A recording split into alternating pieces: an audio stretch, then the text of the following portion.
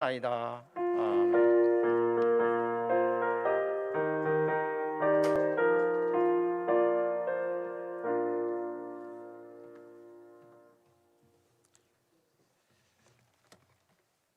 하나님께서 이 시간 우리에게 주시는 말씀은 고린도후서 4장 14절에서 18절 사이의 말씀입니다.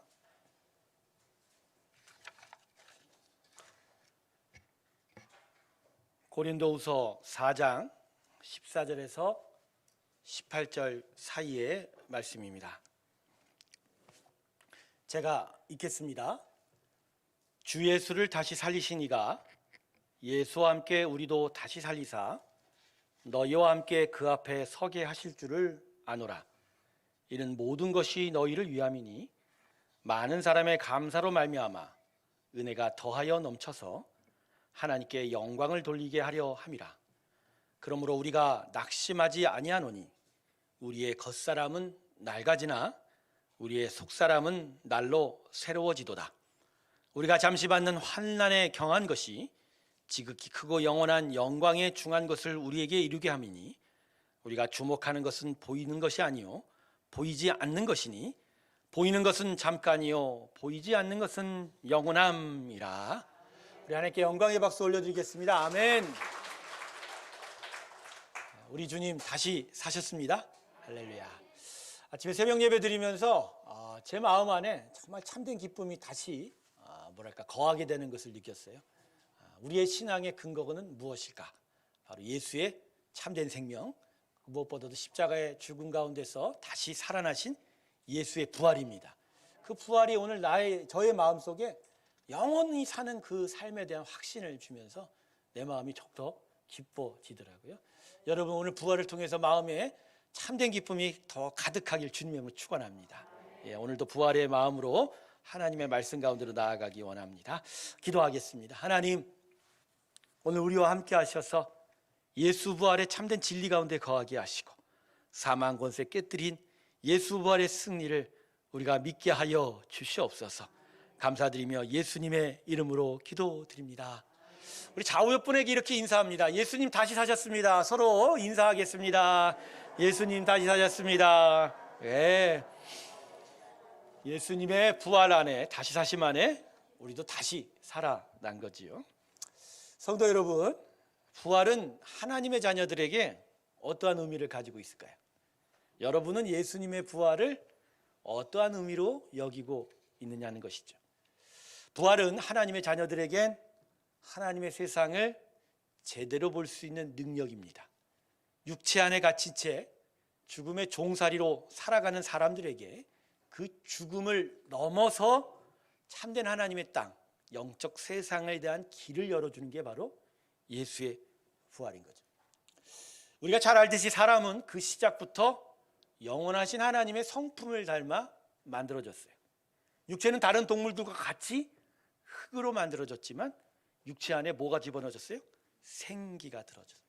창세기 2장을 보면 생기가 들어가니 생명이 되었다. 할렐루야.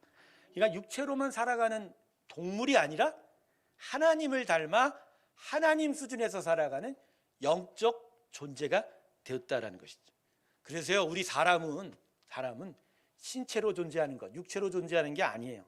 오히려 육체를 뛰어넘어 하나님 수준에서 보고 하나님 수준에서 생각하고 하나님 수준에서 모든 것을 제대로 볼 수 있는 그런 능력을 가진 존재가 되는 것이죠. 하지만 지금의 사람은 그렇지 않죠. 아담의 타락으로 하나님의 그 놀라운 영광을 잃어버렸습니다. 하나님의 내주하심을 잃어버렸기 때문이죠. 우리 창세기 6장 3절 자막 한번 볼까요? 여호와께서 이르시되 나의 영이 영원히 사람과 함께하지 아니하리니 이는 그들이 육신이 됨이라. 하나님을 대적한, 하나님께 범죄한 사람에게 더 이상 하나님이 함께하시지 않는 거예요. 그 영혼 가운데 들어갔던 하나님의 영이 함께하지 않으므로 그래서 사람이 어떤 존재가 됐다고요? 육신이 되었다. 어떻게 사는 존재? 육체로만 사는 존재. 즉 신체 두 눈으로만 볼 수 있는 것으로 사는 제한된 존재로 추락해 버린 것이죠. 그래서 사람이 아담 타락 이후로 사람은 육체 안에 육체의 죽음 안에 갇히게 된 거죠. 그래서 영원한 하나님의 세상, 보이지 않는 세상을 볼 도리가 없는 거예요. 능력도 없고 능력도 완전히 하나님의 도우심도 상실해서, 그래서 우리가 지금 이 세상에 사는 사람들은 뭐만 봐요? 지구만 보죠. 이 땅만 바라보게 되는 거죠. 그래서 우리 안에, 타락한 사람 안에 가져온 게 바로 불안과 두려움인 거죠. 신체 안에 갇혀 이 신체, 이 육체가 끝나면 과연 어떻게 될 것인가에 대한 그 두려움, 그 불안이 육체 안에 갇힌 우리를 더욱더 답답하게 만들고 무거운 짐 가운데 살아가게 만든 아주 비참한 존재가 되었다라는 것이죠. 그래서 여러분, 타락한 인간의 삶은 그 자체로 비참한 고통 가운데 있는 것이죠. 볼 수 있는데도 못 보고, 그죠? 누릴 수 있는데도 누리지 못하는 인생이 바로 타락한 인생의 비참한 삶이다. 복음서에 보면 예수님이 수많은 병자를 고쳐주시죠. 많은 병자들 한번 생각해 보세요.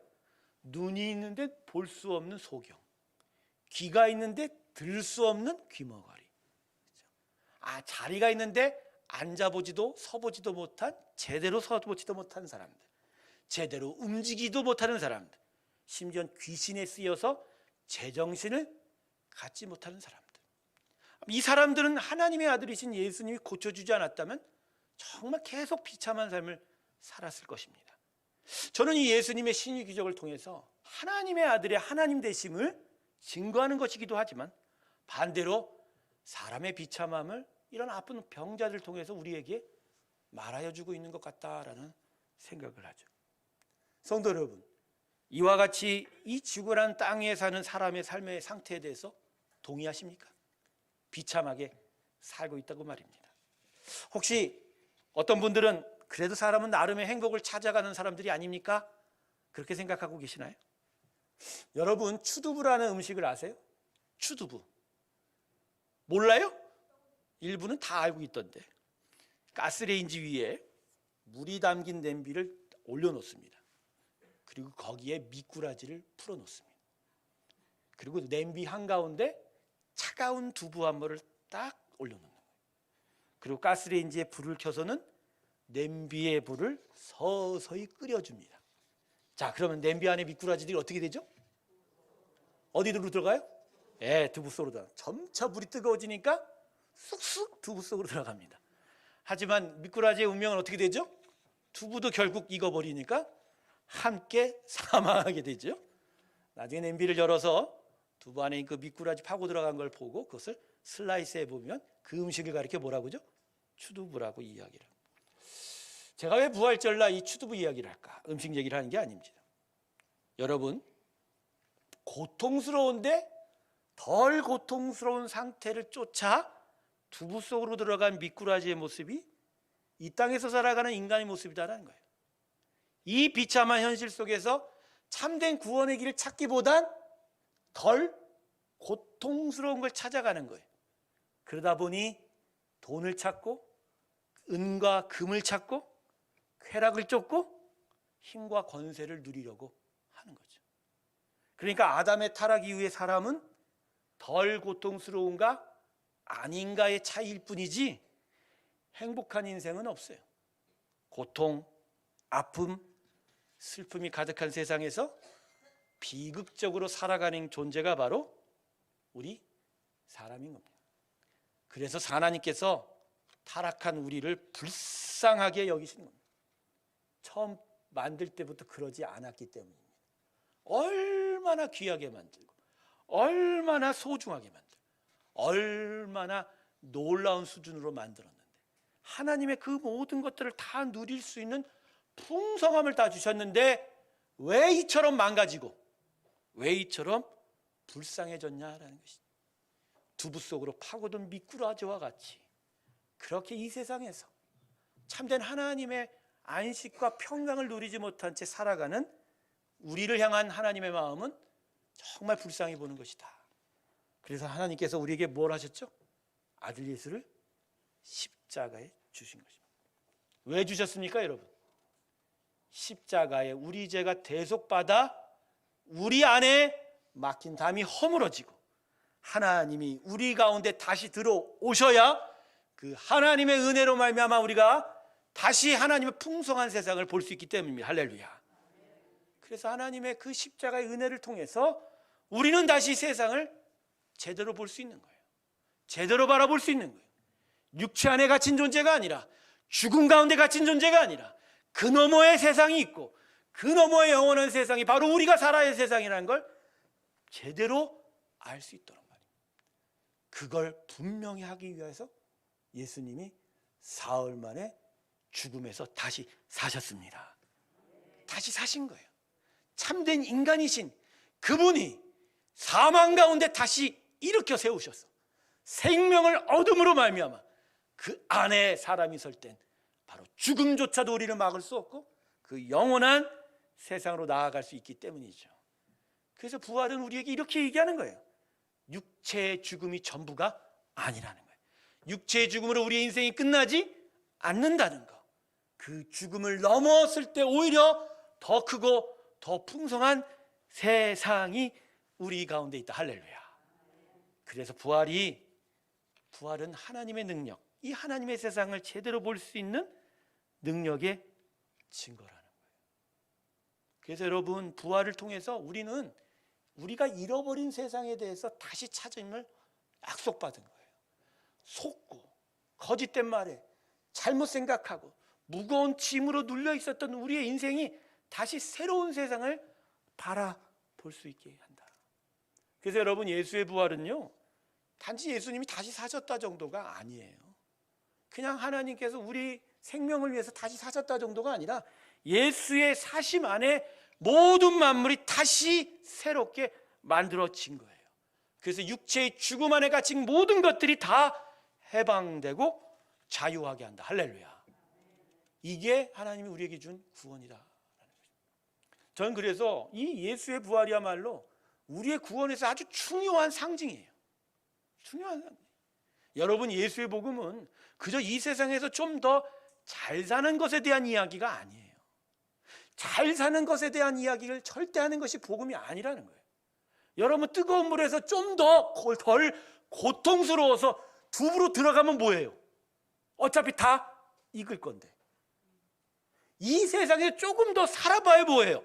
이 세상 자체가 이미 타락되고 오염되고 죄 안에 가득해서 고통스러운 건 마찬가지인데 말입니다. 그래서 예수님이 주는 구원, 예수의 부활이 주는 구원은 그런 게 아니에요. 이 세상이 아니라 어디로요? 하나님의 영원한 세상으로 옮겨가는 거예요. 다시 시작되는 거예요. 새로운 창조가 일어나는 거예요. 완전한 생명이 우리 가운데 나타나는 겁니다. 할렐루야. 그래서 하나님 주시는 구원은요, 옮겨가고 이동하고 솟이 솟구쳐 오르는 비유로 나타납니다. 성경을 봐보세요. 추락하여 떨어진 땅에서 다시 하늘로 솟구쳐 오르는 독수리를 바로 이스라엘 백성에 비유합니다. 떨어졌다가 다시 날아오르는 차원이 다른 구원이 바로 우리를 향한 구원이라는 거예요. 질척한 늪에서 건져내어 마른 땅으로 건져냄 받았다고 이스라엘 백성을 얘기합니다. 하나님께서. 그건 바로 그러한 풍성한 은혜의 생명이 있다는 것을 이야기하는 거예요. 애굽의 노예 생활에서 가나안 땅의 제사장의 나라로 바뀌어간 것이 이스라엘 백성입니다. 바로 애굽의 종살이로부터 차원이 다른 새로운 차원의 창조가 바로 우리를 향한 구원이다. 사망 권세의 종으로 살던 자들이 이제는 진리와 자유의 백성이 되었다고 예수의 복음이 선포하는 것도 바로 그런 차원인 거예요. 그래서 여러분, 부활은 우리의 구원이 무엇인지를 분명하게 설명해 주는 것입니다. 성도 여러분, 우리는 부활을 통해서 새로운 세상을 받았습니다. 할렐루야. 이 세상에서 좀 더 잘 사는 게 아니라 완전한 하나님의 생명이 가득한 세상으로 우리는 나아가게 되었다는 것이죠. 근데 여전히 우리는 부활을 믿질 못해요. 그건 죽음 안에 여전히 갇혀있기 때문이죠. 여러분, 진짜 예수 믿는 신앙에 있어서 정말 중요한 초점 하나가 뭔지 아세요? 나의 육체의 죽음의 문제를 해결해야 돼요. 이 죽음이 무엇이고 이 죽음이 과연 어떤 의미인지를 해결해요. 예수의 부활은 바로 거기에 대해서 우리에게 정답을 내려주고 있는 것이죠. 성도 여러분, 사람이 육체로만 삽니까? 그래요? 아니면 이 마음과 영혼으로 삽니까? 영혼으로 삽니다. 사람에게 육체의 죽음은 이 마음과 영혼의 마지막입니까? 여러분, 왜 죽음이란 단어 앞에서 우리가 왜 갑자기 어려워지죠? 마음이 불편해지죠? 죽음으로 모든 것이 끝난다고 여전히 생각하고 있기 때문입니다. 부활, 그래서 사망 너머에 영원한 하나님의 세상이 있다는 건 내가 경험하지 못할 뿐만 아니라 믿겨지지 않는 거예요. 여전히 육체의 죽음으로 모든 것이 끝난다고 생각하기 때문입니다. 여러분, 그렇지 않습니다. 육체의 죽음은 그냥 과정일 뿐이에요. 사람의 영혼과 마음으로 사는 게 본질적인 인생인 거예요. 창세기 2장 1장을 보면요, 사람의 육체는 뭐로 만들어졌다고요? 흙으로. 근데 제가 창세기를 다시 읽으면서 깨달은 게 있어요. 동물도 흙으로 만들었다는 거예요. 즉, 이 마음 안에 생기, 하나님의 영이 없으면 우리는 뭐와 똑같은 존재라고요? 조금 더 진부한 정도뿐이지 동물이라는 거예요. 그런데 우리 마음 안에 들어있는 마음은 달라요. 이 마음은 하나님의 영을 닮아 만들었어요. 즉, 영원하신 하나님의 속성을 갖고 있단 말이에요. 그래서 영원해요. 할렐루야. 소멸되지 않아요. 육체는 흙이어서 마치 해변에 모래성을 지으면 시간이 가면 갈수록 어떻게 돼요? 점점 허물어지는 것처럼 육체는 흙이라 시간이 지나면 후패해져요. 무너져가는 거예요. 그러나 이 안의 마음은 어떻게 된다고요? 영원히 삽니다. 할렐루야. 그거예요. 인생은 죽음을 넘어서는 일이란 말이에요. 자, 고린도후서 5장 3절과 4절 말씀 세부적으로 볼게요. 세부적으로 볼 때 뜻이 분명합니다. 자, 3절 말씀 제가 읽을게요. 우리가 이 장막을 벗을지라도 벗은 몸이 되지 않을 것이다. 장막을 여기서는 신체로 얘기하면 비유한 거예요. 자, 이 땅에서 육체의 죽음이 있어도 거기서 끝나냐고 얘기해요? 아니죠. 벗은 몸이 되지 않는다는 건 뭐죠? 또 다른 걸 얻는, 하나님의 영원한 나라에 계속 살게 될 것이다. 할렐루야. 그래서 여러분, 육체의 죽음은 마지막이 아니에요. 그렇지 않아요. 영원으로 영원히 사는 삶이 본질적인 삶입니다. 그런데 4절 보세요. 바울이 이렇게 얘기하죠. 우리는 이 장막에서 살면서 무거운 짐에 눌려 어떻게 하고 있다고요? 사단마귀가 육체의 죽음 안에 사람의 생각을 가두어 놓은 거예요. 이게 마지막이라고, 여기가 마지막이라고, 이게 신체가 죽고 육체가 죽으면 우리 모든 것이 다 끝난다고. 사람이 육체 안에 갇혀버린 거죠. 그래서 사람이 어떻게 삽니까? 육체만 붙들고 사는 거예요. 보이는 것만 붙들고 사는 거예요. 이 지구 땅만 붙들고 사는 거예요. 그리고 나는 내면은 죽음에 대한 두려움이 그 인생을 꽉 누르게 됩니다. 제가 영국에서 경험하고 미국에서 경험한 게 뭔지 아세요? 미국도 아픈 자들이 있죠. 성도들 신방으로 병원을 갑니다. 근데 병원 밖에 보이는 게 그 밖에 바로 병원 옆에 공동묘지가 있어요. 공동묘지가 있어요. 저는 은혜를 받았어요. 아, 서구 사회라는 게 이 기독교적 세계관을 갖고 있다는 게 이런 거구나.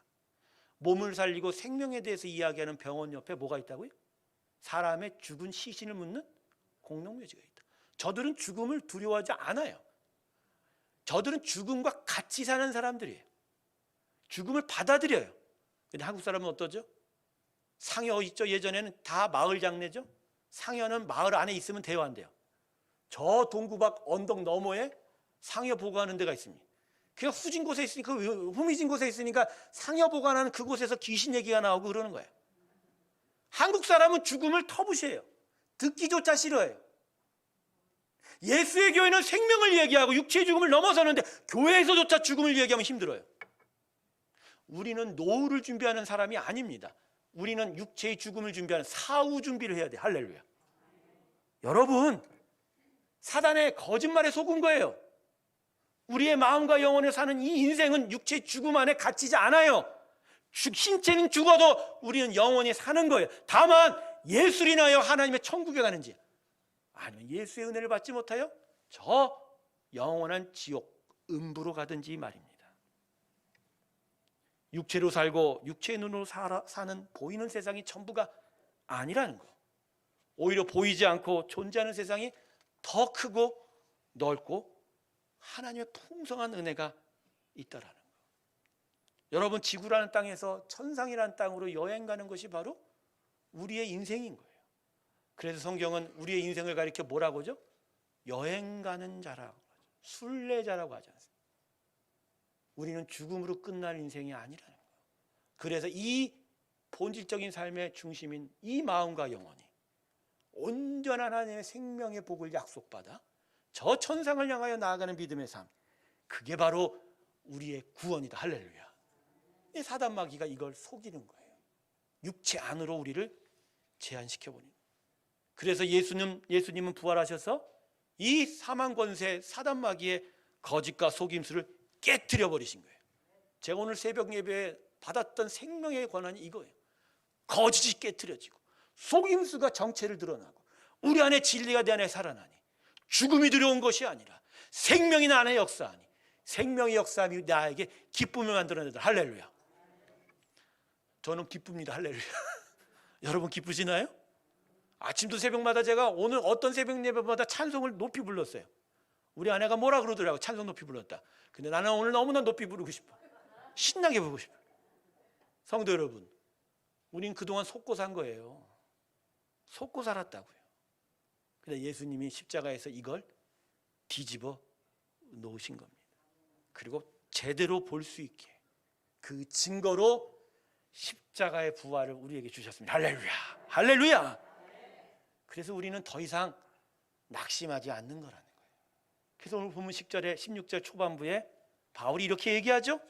그러므로 우리가 낙심하지 아니하노니 우리는 이제 육체의 죽음 앞에 절망하지 않습니다. 이걸로 마지막이니 이걸로 끝이고 이걸로 모든 것이 다 종결된다고 생각하지 않아요.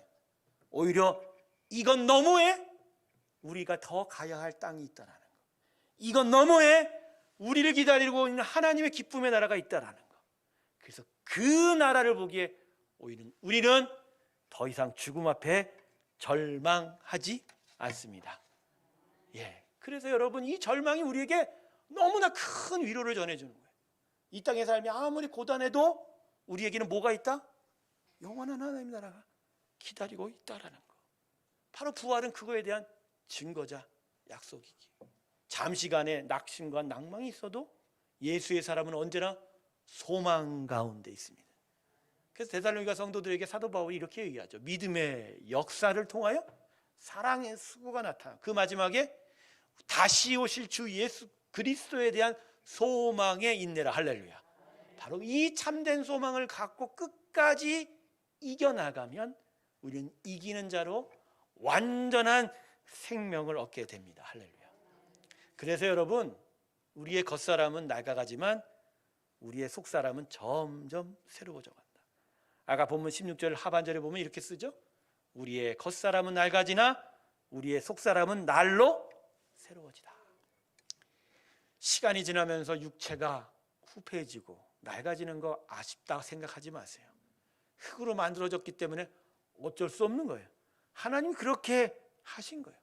나중에 예수의 부활 안에서 땅에 묻힌 우리의 흙에 본 몸은 다시 부활체라고 하는 영광의 몸으로 변하게 될 것입니다. 할렐루야. 그 몸은 이제 후퇴하지 않아요. 그 몸은 나중에 하나님 품에 안긴 우리의 영혼과 결합하여 완전한 삶을 이루어 놓을 것이다. 그 몸을 받기 위해서 잠시 흙으로 만들어진 육체는 땅으로 가는 거예요. 그런데 반대로 우리의 본질적인 인생인 이 속사람은 오히려 새로워집니다. 여러분, 크고 좋은 집에 이사를 간다고 하면 마음이 어때요? 좋죠. 이사 날이 다가오면 다가올수록 마음이 어때요? 신이 나요. 신이 나요. 그게 바로 속사람이 새로워진다는 거예요.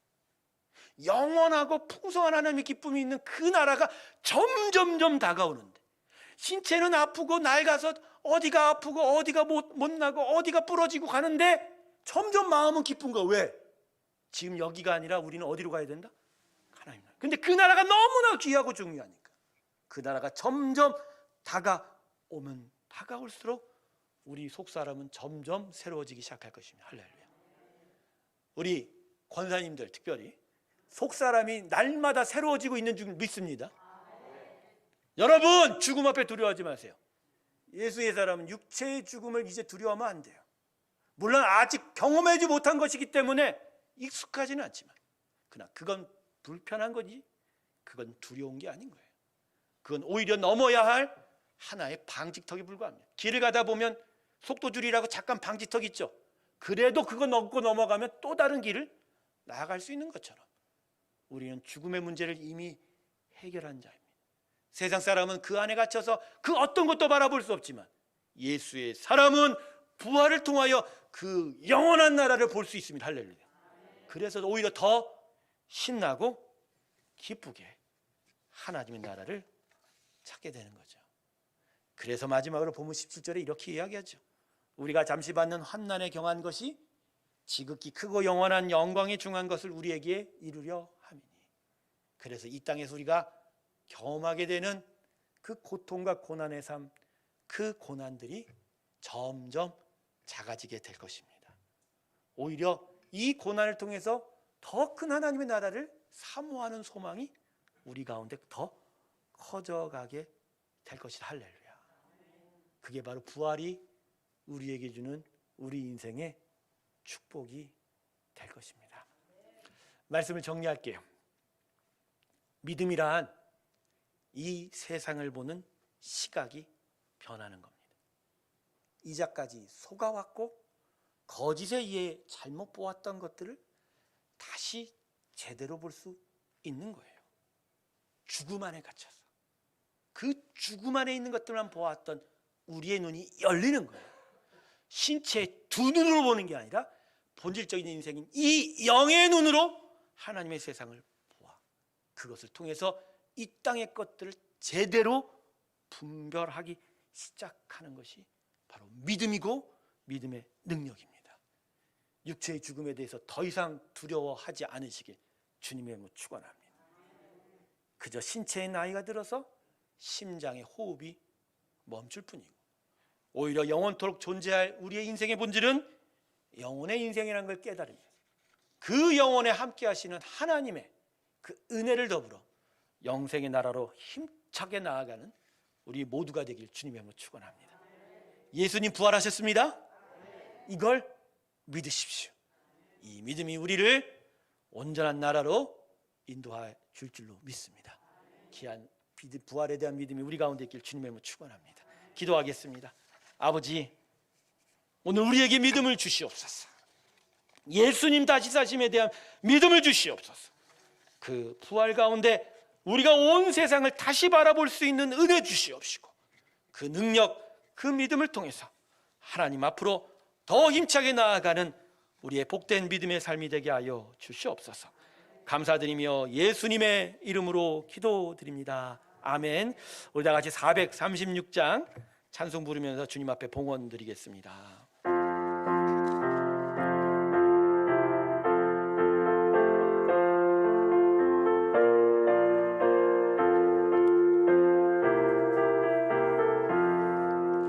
나 이제 주님의 새 생명